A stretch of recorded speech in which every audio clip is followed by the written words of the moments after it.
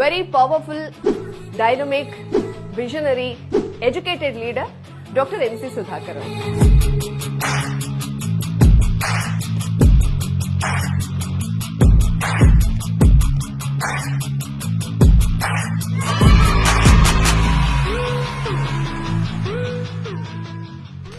ಸುಧಾಕರ್ ಅವರೇ, ನಿಮ್ದು ಮೂಲತಃ ರಾಜಕೀಯ ಕುಟುಂಬ.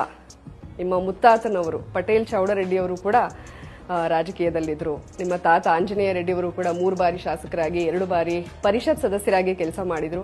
ಇನ್ನು ತಂದೆ ಚೌಡರೆಡ್ಡಿ ಅವರು ಕೂಡ ಉನ್ನತ ಹಂತಕ್ಕೆ ಏರಿದ್ರು, ರಾಜ್ಯ ಸರ್ಕಾರದ ಗೃಹ ಸಚಿವರಾಗಿ ಕೆಲಸ ಮಾಡಿದ್ರು. ಈಗ ನೀವು ಉನ್ನತ ಶಿಕ್ಷಣ ಸಚಿವರಾಗಿ ಕೆಲಸ ಮಾಡ್ತಾ ಇದ್ರೆ, ಅಂದ್ರೆ ಮೂಲತಃ ರಾಜಕೀಯ ಕುಟುಂಬರೇ. ನಾವು ಇಷ್ಟೆಲ್ಲ ವಿದ್ಯಾವಂತರಾಗಬೇಕಾದ್ರೆ, ಜೀವನದಲ್ಲಿ ಮೌಲ್ಯಗಳನ್ನ ಕಲಿಬೇಕಾದ್ರೆ ಬಹುಶಃ ನಮ್ಮ ತಾಯಿಯ ಪಾತ್ರ ಬಹಳ ಮುಖ್ಯ. ದೊಡ್ಡ ಫ್ಯಾಮಿಲಿ ಆಗಿರೋದ್ರಿಂದ ಅರ್ಧ ವೋಟ್ ಬ್ಯಾಂಕ್ ಅಲ್ಲಿಂದನೇ ಬಂದಿದ್ದಲ್ಲ. ರಾಜಕಾರಣನೇ ನಮಗೆ ಏನೋ ಭವಿಷ್ಯತ್ತು ಅಂತಕ್ಕಂಥ ನಿಟ್ಟಿನಲ್ಲಿ ನಾವು ಇವತ್ತು ಯೋಚನೆ ಮಾಡಲಿಲ್ಲ. ಏನೋ ಇವತ್ತು ಸಮಾಜ ಸೇವೆ, ಸರ್ವಿಸ್ ಅಂತಕ್ಕಂಥದ್ದು ನಮ್ಮ ಮುಖ್ಯ ಉದ್ದೇಶ.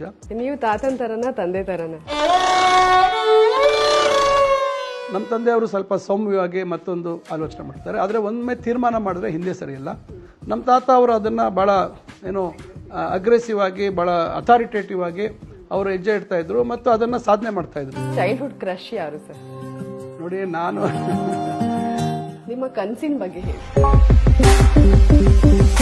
ಸರ್. ಆ ಕನಸಲ್ಲ ಸರ್, ನಿಮ್ ಕನಸು. ಕನಸು ಅಂದ್ರೆ ನಿಮ್ಮ ಸ್ವಪ್ನ ಅವ್ರ ಬಗ್ಗೆ ಹೇಳಿ ಸರ್.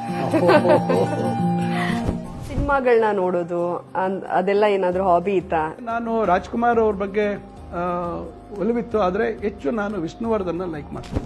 ರಾಜಕಾರಣದಲ್ಲಿದ್ದಾರೆ, ಬಹಳಷ್ಟು ಆರ್ಥಿಕವಾಗಿ ಸದೃಢವಾಗಿರ್ತಾರೆ ಅಂತಲ್ಲ. So we had our own problem.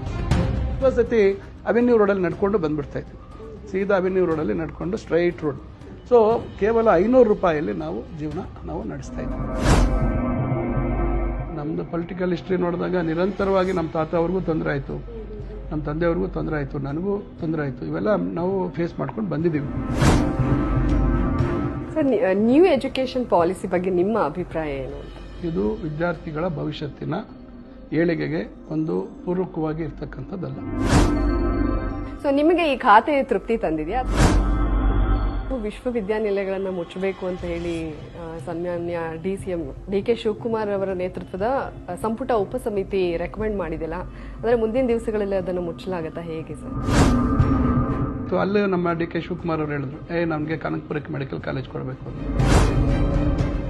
ಎಲ್ಲೇ ಆಗಿರ್ಲಿ, ಆಡಳಿತ ಪಕ್ಷದ ತಪ್ಪುಗಳನ್ನ ಎತ್ತು ತೋರಿಸೋದು ಅಥವಾ ವಿರೋಧ ಪಕ್ಷದ ತಪ್ಪುಗಳನ್ನ ಎತ್ತು ತೋರಿಸೋಲ್ಲಿ ಅಂದ್ರೆ ಆ ಧೈರ್ಯವಾಗಿ ಧ್ವನಿ ಎತ್ತುವಂತ ಕೆಲವು ನಾಯಕರಲ್ಲಿ ನೀವು ಒಬ್ರು ಸರ್. ಯಾವುದೇ ಸಂದರ್ಭದಲ್ಲಿ ಅಧಿಕಾರ ಶಾಶ್ವತ ಅಂತಕ್ಕಂಥ ಭಾವನೆ ನಮ್ಮಲ್ಲಿ ಬಂದಿಲ್ಲ.